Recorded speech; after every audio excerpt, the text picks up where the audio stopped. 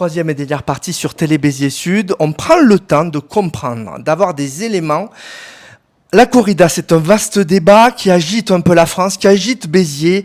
On ne l'a pas dit, Thomas Cerquera, donc, qu'on retrouve pour la troisième partie. Merci Thomas de nous accueillir dans la loge du président arbitre, c'est ça, des corridas, qui décrète l'oreille, c'est ça, les questions d'oreille? Oui, les oreilles. C'est quoi les oreilles les alors? Trophées. C'est les trophées qui sont octroyés aux toreros, demandés par le public. Elles sont gardées, Elles sont généralement offertes à des aficionados qui les demandent, qui peuvent être jeunes d'ailleurs ou plus âgés, et ils gardent ça en souvenir à la maison de ce qu'ils ont vu et raconter cette corrida et les émotions qu'ils ont ressenties tout simplement. Alors, je recentre les choses. Il y a eu une vidéo de l'association Futur, semaine dernière, qui montre une école taurine de Arles, où il y avait des élèves de Béziers, de l'école de Béziers. Mais c'était apparemment privé, comme tu viens de nous le dire. C'était semi-privé et c'était pas organisé par l'école taurine d'Arles, je tiens à le dire, ni par l'école taurine de Béziers. Mais il y avait des élèves de l'école. Mais il y avait des élèves, effectivement. C'était connu de ta part, tu savais que ça existait, tu t'en es rappelé au téléphone. Dire oui, le 6 octobre, bien sûr, parce que j'étais avec des élèves. J'étais d'ailleurs avec des jeunes élèves de 10-11 ans le matin. Et là, on en revient à ce qu'on a dit. On a dit 11 ans, ils ont pas la capacité technique pour bien mettre à mort un taurillon de 2 ans comme tu as dit. Ça faisait leur première fois qu'ils faisaient ça? Là, les petits de 10-11 ans, ils ont tauré des petites vaches, des petits veaux. Il n'y a pas de banderie, il n'y a pas de pique, il n'y a pas de mise à mort. Voilà, Taurer, ça veut dire quoi alors? Ils ont rien? Non, ils ont la cape, ils ont la moulette, ils essayent de dominer la charge du taureau. Mais à aucun moment, il y a ce qu'on voit dans une corrida. Ça vient petit à petit. Donc ce qui s'est passé le 6 octobre, c'était un moment de la journée. Après le reste de la journée, il y avait... Oui, après le matin, pareil, il y a eu ce que je dis, il y a eu des petits veaux Camargue et il y avait des petits... Quel âge les veaux alors? Petits alors Oui, là, ils avaient un an et demi. Mais il n'y a pas du tout de mise à mort. Jeune taurillon, c'est plus âgé, jeune taurillon. 2 ans et demi. Voilà, il n'y avait pas de mise à mort donc avec les jeunes. Et ces jeunes de 11 ans, ils ont déjà mis à mort une bête? Non, jamais. C'est vrai? Jamais. C'est bien de le jamais, préciser. mais après, est-ce qu'ils en seraient dans la capacité technique? Ça peut. J'ai un petit génie de 11 à 12 ans qui je vois qui est capable de tout faire. Pourquoi vous déterminez au cas par cas. C'est pas une question d'âge, c'est une question de talent et de savoir-faire. Si tu sais faire, nous en tant que professeurs ou des matadors qui sont... Là, je ne fais pas tout, quoi. Voilà, ils disent, il en est capable de le faire proprement, de le faire dignement, de le faire respectueusement. Ça, pas parfois, exceptionnellement, là, comme on a vu dans la vidéo, ça n'a pas été top, mais on est le premier à déplorer. Voilà, exactement. Et être matador de taureau... c'est un échec, presque. Ah mais c'est un échec complètement. Après, donc tu partages quelque part, t'es pas pour la souffrance animale. Mais non, on n'est pas pour la souffrance animale. Aucun torero et aucun public de corrida est pour la souffrance animale. C'est ce que veulent transmettre les anti-taurins, mais nous on n'est pas du tout on ne déteste pas l'espèce animale, au contraire. Tous les toreros. Ta maman me disait on a toujours aimé les animaux des dans chats, la famille. des chiens tu as des chiens, des chats? Oui, mais même ça à la rigueur, c'est domestique, donc on va dire que la majorité des gens apprécient le chat, apprécient le chien. Mais même en dehors de tout ça, on est vraiment très proche de la nature, dans les élevages de taureaux en France, en Espagne. Voilà, exactement. On n'est pas... On va dans ce sens-là, malgré la mise à mort du taureau, mais à l'égal que le chasseur est proche de la nature, que le boucher. Je ne pense pas que tu détestes les animaux. Et c'est décrié aussi, c'est décrié. Voilà. Après, voilà, on peut le voir sous plusieurs angles. Mais... Ouais, si je peux partager quelque chose, moi, c'est pas mon métier de base, c'est journalisme mon métier. Oui. Mais c'est vrai, pour manger, parce qu'il faut des bouchers, j'ai fait boucher. Voilà, pendant quelques années. Oui, mais est-ce que tu détestes l'animal? Alors, voilà. Je vais témoigner qu'au moment où j'avais la viande entre les mains, pour moi, ça pouvait être n'importe quoi. C'est-à-dire, je faisais abstraction et je me disais pas, la bête, c'est une bête morte, tu vois. Je sais pas pourquoi, le cerveau, je disais, je faisais ce que j'avais à faire, je coupais un matériau. Ça aurait pu être du sable, ça aurait pu être du bois, tu vois. Voilà. Il y avait une forme de distance. mais c'est certainement pas un sentiment de haine. Ah non, du tout, Voilà. du tout, du tout. Et c'est ce que je veux. Moi, j'aime les animaux. Voilà, quand personne ne pourra dire le contraire. quand on parle du traumatisme que peuvent subir des jeunes à l'école taurine, enfin, ça me fait bien rire. Et en plus, on a du recul. Les écoles taurines, elles n'ont pas 5 ans. C'est pas dans 20 ans, on va dire, on s'est trompé. Elle a 5 ans, l'école. Non, mais justement, Ah, oui, non, voilà. les Elle a écoles comme- taurines, c'est très très vieux. C'est-à-dire qu'on Celle a de le Béziers, recul. elle a quel âge, Celle-là, elle a 20 ans, mais il y en a qui ont 50 ans des écoles taurines. Et même plus. On a 2 minutes donc, et après, on va voir ce que tu nous as voilà, montré. je finis sur ça. On Ouais. a du recul sur le. Parce qu'en plus, c'est ça. On est là pour parler de la vidéo, on est là pour parler de tout ça.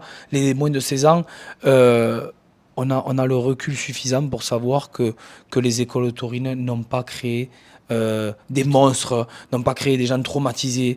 Les gens sortis des écoles taurines n'ont pas rempli les prisons. Enfin voilà, on est loin de tout ça. T'as des chiffres, en fait, Ce sont des. Non, oui, mais t'as l'expérience, oui. surtout. On a tout ça et on est des gens tout à fait normaux. Puis vous les suivez, tous ces gamins qui On sortent. les suit jusqu'au bout. Qu'est-ce qu'ils jusqu'au deviennent, bout. alors? Ah ben, ceux qui ont le talent deviennent toreros, d'autres deviennent aides-toreros. De qui tu es fier depuis que tu es professeur? Est-ce que tu peux en citer un qui a Non, fait quoi? je veux pas en citer. Non, mais il y je en veux a qui dire, sont plus talentueux que d'autres. un tel a fait quoi? Moi, Un en tout tel- cas, ils ont tous Sans citer de nom. ils ont tous respecté la profession. Ils Ça les a aidés dans leur vie? allés jusqu'au bout de leur rêve. Ça leur a aidé énormément. Et puis parce comment que- ça les a aidés? Ça les aide parce que c'est quand même un milieu difficile et tu es sans cesse en train de te surpasser et ça représente finalement la vie, non? Le combat de la vie. Rien n'est facile, rien n'est offert et dans la corrida encore moins. Et ça crée des gens capables d'avancer dans la vie dignement arme. et de foncer, d'aller jusqu'au bout de leurs rêves. S'ils ont eu le talent pour être figure, pour être matador, ben ils l'ont eu. Et sinon, dans leur vie au quotidien, ça leur sert et ça leur donne de la force en tant qu'humain et ça les remplit de valeur. Ça les rend pas haineux ou... Absolument pas. Aucun. La preuve en est. Merci Thomas. Merci beaucoup. On va... ben oui, vraiment, merci de cet échange. On y va. On va voir ce dont tu nous as parlé. Allez, on fait ça. C'est parti. Nous voilà maintenant derrière la caméra. On voit Christian Parero. Bonjour Christian. Voilà Christian Parero dont on parlait tout à l'heure, Thomas. On est où là et qu'est-ce qu'on voit? Là, on est. Tu peux me suivre hein, ou tu peux rester là On comme est tu là où veux. on s'entraîne avec l'école taurine où je m'entraîne avec Christian. On est vraiment à l'intérieur des arènes. Et comme je disais pendant l'interview, le geste de la mise à mort est répété des centaines et des milliers de fois afin de le perfectionner. Qu'est-ce qu'il fait alors? Qu'est-ce qu'il vient de faire?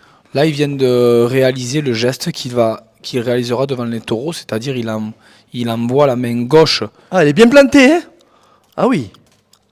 Oui, oui, d'accord. Bien, d'accord. Voilà, il envoie la main gauche vers le museau du taureau pour que le taureau baisse la tête et pouvoir le tuer donc de la meilleure des manières. Alors, un petit aparté, voilà, ça c'est pour les petits, ceux de 5 ans. C'est ça que vous utilisez? Oui, enfin plutôt des petits de 10 ans, mais oui, effectivement, on a des petits chariots comme ça pour apprendre à toréer et pour apprendre même la mise à mort. La quoi, là? La mise à mort. La mise à mort, pardon. Alors, il y a des chiffres importants à donner. Tu me disais, sur une saison, une année, un toréador, le président Christian s'entraîne en majorité là-dessus. Oui, voilà. 1%, c'est sur des animaux vivants. Disons exactement, on rentre des centaines et des milliers de fois dans un chariot alors qu'on s'entraîne en privé sur une dizaine de taureaux dans l'hiver. Donc effectivement, c'est pas comparable. Et vous voyez, se jettent carrément. on répète ce geste. Ouais. Ben oui, Et parce il y a deux parce que, approches, tu me disais. mis à part la précision, c'est l'engagement qui compte, et c'est pour ça que ça fait la beauté de la tauromachie. Le torero donne sa vie aussi au taureau, joue sa vie en tout cas. On espère effectivement qu'il ne se fasse pas attraper, mais c'est des choses qui arrivent et qui font aussi les valeurs de la corrida. Donc voilà, on revient sur ce que tu disais. Dans l'école taurine, c'est surtout sur ces appareils-là, qu'on appelle comment? C'est un carro en Espagne, c'est un chariot, mais c'est la représentation en volume et par les cornes d'un taureau. Et vous voyez, le reste, le geste est répété, re-répété, et tout ça... Des milliers de fois. Voilà, exactement, pour le faire de la meilleure des manières. Vous voyez, on a filmé plusieurs fois et ça sera exactement pareil à chaque fois. Moi, je suis étonné par. Vraiment, Voilà. il donne, il va de l'avant et Parce que il met toute sa puissance. Voilà, Hein. c'est un geste qui doit être bien fait, qui doit être rapide, qui doit être efficace. Et on l'entraîne ici pour arriver à le faire dès un jeune âge, on va dire, même pour les débutants, le faire de la meilleure des manières. Voilà, c'est pour vraiment, je tiens à le dire, et que la vidéo qui circule reste vraiment exceptionnelle. C'est vrai, c'est une Et, vérité. et on le Mais déplore. ce n'est pas toute. C'est exactement. Dans une époque où on parle beaucoup d'amalgame, il faut éviter de le faire à ce sujet-là aussi. J'espère qu'on aura enrichi le débat. Merci Thomas. Merci Eric. Je rajoute que il y a aussi une raison financière pour lesquelles ils s'attendent pas que sur des taureaux. C'est qu'un taureau, ça coûte quand même 1500 €. Oui, un taureau pour s'entraîner en privé, ça peut coûter 1500 €. Un taureau est tauré qu'une fois dans sa vie, qu'il soit tué ou pas. Donc effectivement, c'est pas comparable le nombre d'épées que nous mettons dans un chariot en comparaison avec le taureau.